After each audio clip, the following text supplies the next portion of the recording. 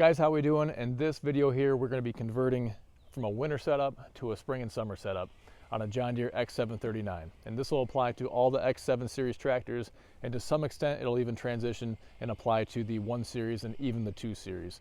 This does have a drive over mower deck. It's also the AutoConnect version, and then it's going to have a bagger that mounts on the back. The bagger system will mount in a different manner than the 1 and 2 series, so it will apply to all of the X7 series though for this application. So right now in the wintertime, I've been rocking this plow setup here. This is a 4-way angling plow. And so by 4-way angling, that means it's going to go up and down hydraulically, and then also angle right and left hydraulically as well. So you'll see I have extensions on here that are going to take a 54-inch plow width and turn it into a 72-inch plow width.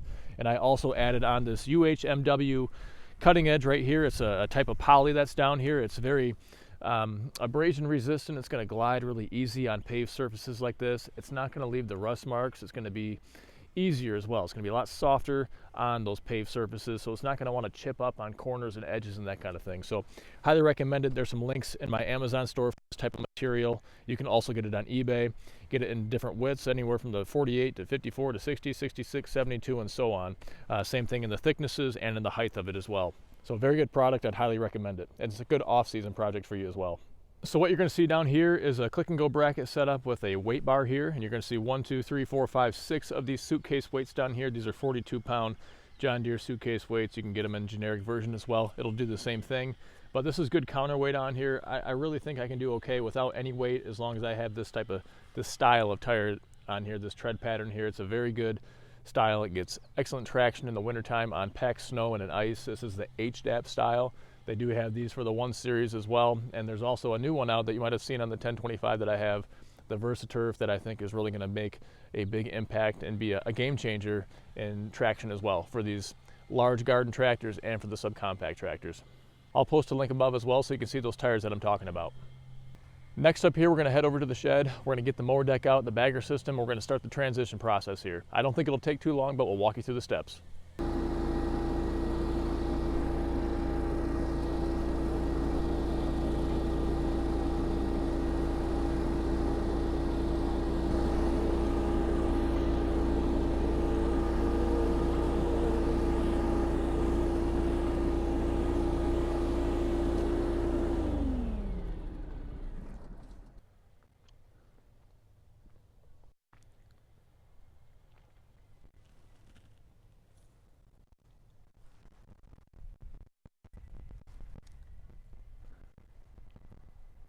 So I see all these molehills here, and these are not the kind of hills that you want to put a trap on, but there's got to be something nearby, a run that I can put. Actually, look over here.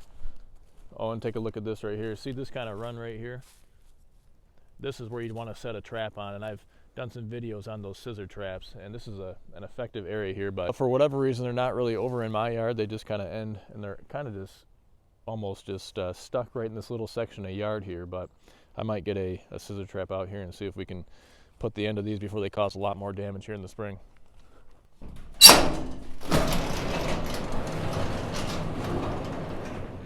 Okay, so this is where everything's stored at right here. You got the whole bagger system and the mower deck. I'm gonna go ahead and take everything outside, get it out in there, and then we'll do the transition out in the yard. This right here is a power flow system, and which kind of drives all the action from the mower deck all the way up into the bagger. And you can see, I don't know if you can see inside there or not, but you have that fan there that's belt driven, and it's just going to keep circulating around and pushing everything up the chute and into the bagger. Front hanger arm right here for the mower deck. Here's our chute for the material collection system.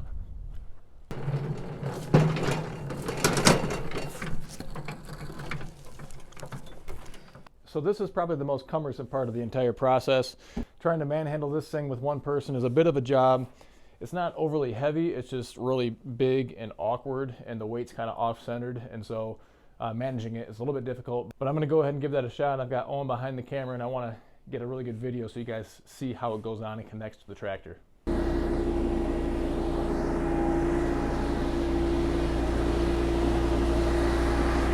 And so as it always goes, if you take off the snow removal stuff, it's bound to snow. Just like if you buy some snow removal equipment, a new snowblower or a pusher, it's probably not going to snow. So I may be cursing myself here, and I apologize to all my neighbors here in Michigan if that does happen, but I'm ready for spring, so we're going for it.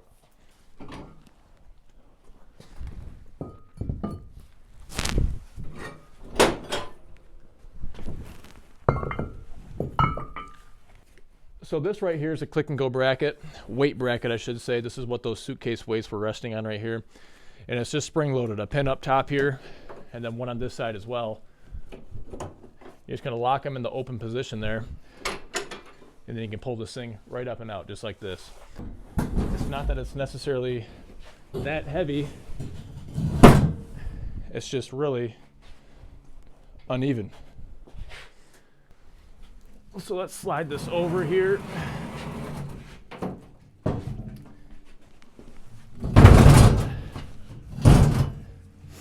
So if you see these little cutouts right here, right where my finger is at, there's one on each side here, and we're going to try to put those in place where that weight bracket was before. So I'm going to try to lift it up a little bit and just rest them right in here.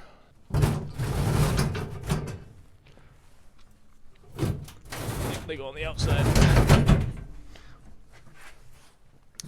As it's been a few months, I forgot they went on the outside of those pins. So these are both on right now, so the bottom is on there, and it'll help as just kind of a pivot point, keeping those in place, and I can angle the rest of this up. So the other thing I forgot, since it's been 6 months, is that this is a spring-loaded lever right here on top, and so they'll kind of push themselves over and lock themselves in place. It'll kind of go up like this as it's going over these little black bars, and then it'll lock right back down in place.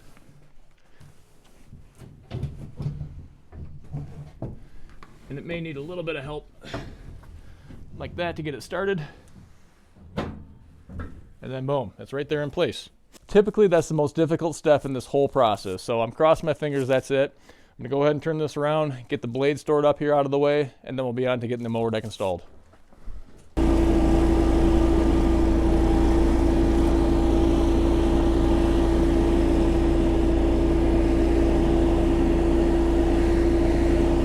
So taking this blade off is really pretty easy.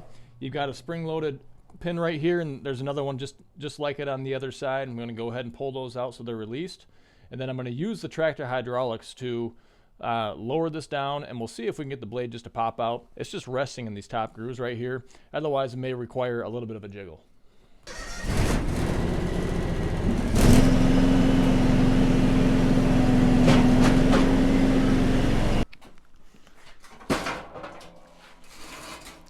And it comes off just as easy as that, guys. Okay, so next up we're gonna get the quick hitch off the tractor.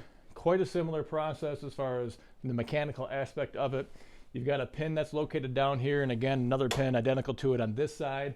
We are gonna have these hydraulic hoses that we have to disconnect as well. Not a big deal, but we'll take you through the steps. So first thing I'm gonna do here is go ahead and put these into that unlocked position again, right there. Do the same thing here, just pull out and rotate and lock. So we have the quick hitch pins in the unlock position. Now before I disconnect the hydraulic quick disconnects here, the quick couplers, I'm going to go ahead and rock both these joysticks in either direction a couple times just to relieve any built up pressure that might be in the lines. You'll still be able to get these things disconnected, but reconnecting them could be a bit of a pain in the butt if you don't do that. Okay, so these are our quick couplers here. Again, you have 4 of them. They're going to control the up, down, left, right motion of the quick hitch that it's connected to, and we're just going to go ahead and disconnect them. So there's going to be a collar on each one of these, and you can see that right here, this thing that's spinning around. You'll be able to push that back, and as you push it back, then you'll be able to pull this side of the hose out. So I'll start back here. So I have that pushed back, and I can pull it out just like that. And I'll take the dust cover, put that on. These dust covers tend to hold pretty well. There's some that don't really want to stay on there all that well, but these hold quite well. We'll do the top one now. Push back, pull out. Okay, and to reverse that process, just so you're aware, and you can see there's a little bit of oil. You can see it on my hand here, or on my glove. You can see it right here. That's natural. That's pretty typical and common for the Pioneer or the Ag style couplers, which these are. If you have the skid steer flat face couplers that you see on a lot of larger machinery, they are not going to leak like this, and this is just one of the trade-offs. So if you push it back in, you would do the same thing. You'd pull that collar back, push it right in there and release, and it's locked in place. Okay. So here's our hoses. We're disconnected. All I got to do is pull it up out of there. Pull it right up and out, and you can sit it where you need to. So there's 2 things I need to do here before I put that mower deck back on. The first one is something you forget often if you don't do it from the fall until the spring, and that is to make sure you lower the hanger arms, lower the brackets for your mower deck. That way they're down in the right position to catch the mower deck as you're driving onto it. The second step is that if you have a plow on the front or a snowblower on the front in the wintertime, then hopefully you have a lockout valve that's going to close off the flow and make angling that snowplow quicker or rotating the chute on a snowblower that much faster in the wintertime. You just need to reverse that process when you're going back to summer setup, otherwise the tractor is not going to function correctly. So this is our lockout valve right here, and again what we're doing is we're closing off flow going through this circuit here that would typically be going through the whole mower lift system and then continuing on. So essentially it's just speeding up the response time for the hydraulic system when you're angling your plow left or right. And so we just need to reverse that step. This is something that you're not really going to have on your tractor unless you get a plow or a snowblower or something along those lines. And so let's see, it's closed all the way that way, and I'm just going to simply open it the other direction. Okay, and now it's open the other direction. Okay, so here's our hanger brackets that need to be moved into the lowest position. Don't forget to set your mower deck height adjustment to the install position so that it allows these hanger brackets to go as low as possible. So the point at which we lower these down is after we back over the mower deck. So we want to back over it, and then we're going to drop these down and then drive forward and allow them to attach.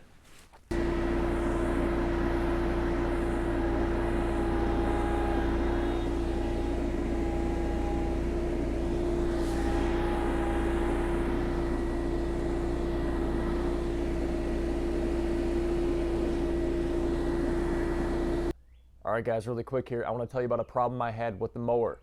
I know this is mid-video, but this is the next day.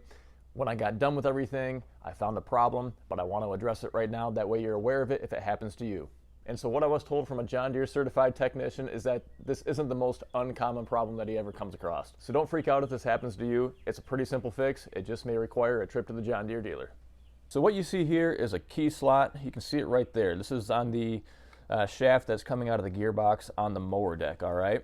And so when I went to turn on my mower yesterday after I had everything set up, for whatever reason, when I turned on the PTO, nothing was happening. There was no, you couldn't hear the deck turning, the spindles turning, or anything like that. So I turned it off, had to pull everything back apart again and see what was going on. And this outer shaft here, this outer cover, I should say, which is part of the AutoConnect, the PTO coupler system, was just kind of freewheeling on there. Just, you could turn it like this and you could see there was the belt, nothing else was turning. And so I pulled it right off. It just came off just like that. And what had happened is that this little key right here had somehow gone missing. I don't know how it happened, but apparently this does happen. And the root of it all is with these set screws right here. And these are replacement set screws. The old ones had actually stripped out. But these set screws are supposed to be Loctited in with blue Loctite. I have not done that yet. I will do that when the final solution, when I install the final solution here. However, I had to have these drilled out, got some new set screws, got a new key here, and we're just going to put that on. And this applies to any of the AutoConnect decks out there. This is how it's set up, and so it could happen to you whether you're on an X7 series like this one or even a 1 series. And so we'll go ahead and rotate this a little bit here. And we're going to put this key with the rounded side down right into the slot. And then it's going to stick up. It's going to protrude a little bit above the edge of this shaft here. And you're going to see right in here, you've got a little groove. And so you're just going to align that groove with the key like that. And then if I turn this, I don't know if you can see the belt moving or not, but we're back in action there. So what I've got to do is get some blue Loctite, put it on these set screws, tighten them down in place, and I'll be good to go. It's at this point that you want to lower your hanger arms, because now you're going to go ahead and drive forward and try to get that deck to engage.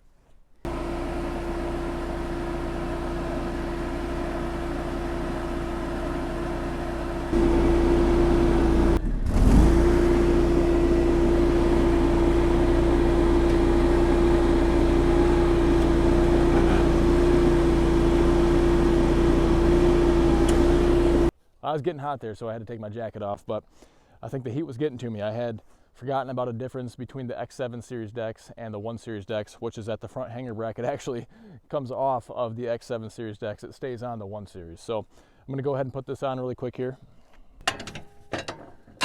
So I want to go ahead and get that bracket tucked down in there. And this would have been easier to do before I put the mower deck on. So you guys go ahead and do that. Be smarter than I am. The other half of the hanger bracket is in this location right here. And so you can see how it's going to fit right there into those arms. And then you've got yet another spring clip here. So you'll pull that back, rotate it up, and then it locks right into place there. And so then this front hanger bracket is in place. And at this point, you should be able to go ahead and turn your mower on and raise the deck up.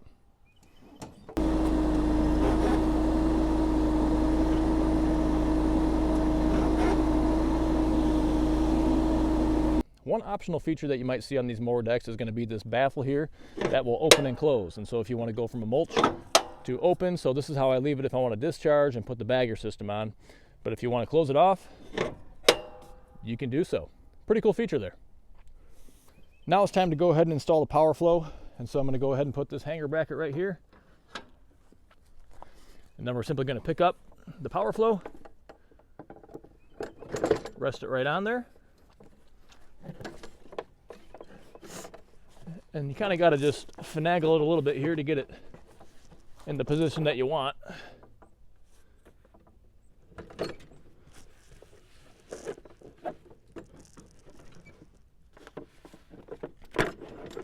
And you'll see you've got this belt right here with a tensioner spring.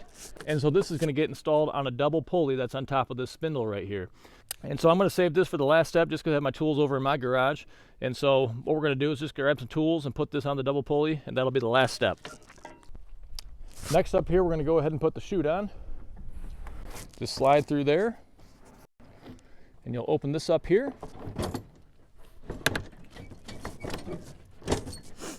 Shove that in place. Put that in place and put this, feed this right through there and over the top. And that does a really good job staying in place. Get this back opened here. We'll put the bags in position.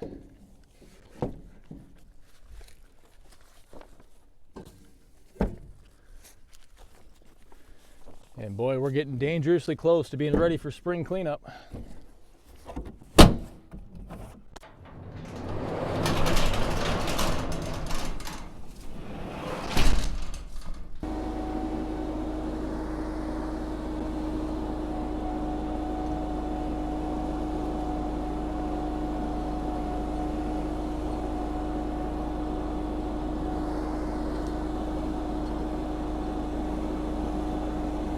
We got to take this nut off here, this nut off here, take the cover off, put the belt on, replace it, and we're good to go.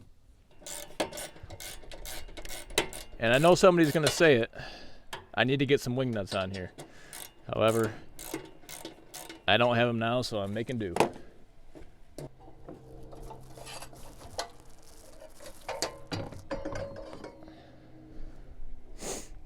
So this is a good look at the double pulley right here. We're just simply going to put it on the back side of this.